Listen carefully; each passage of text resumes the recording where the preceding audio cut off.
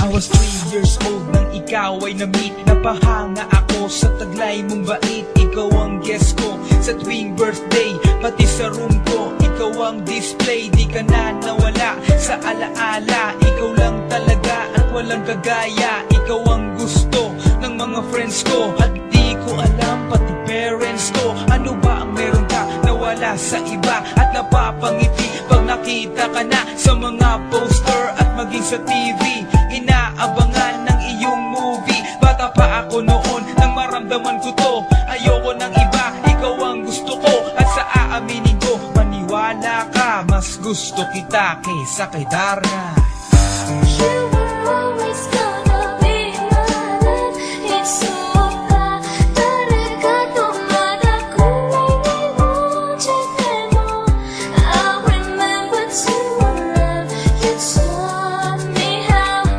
You were always gonna be the one. 희망마다 가나시라고 소문 하다라시였나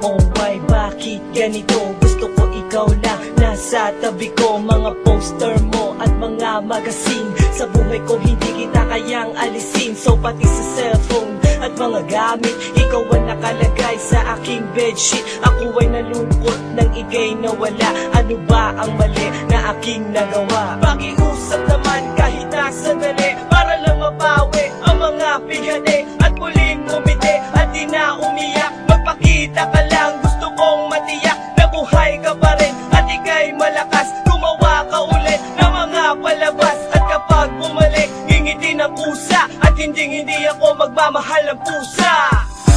You were always gonna be my love. It's so bad. 다르가도 마다고 이루어질 때도 I remember to love. You taught me how. You were always gonna be the one. 희망마다 가나시라고 소문 하다라시였나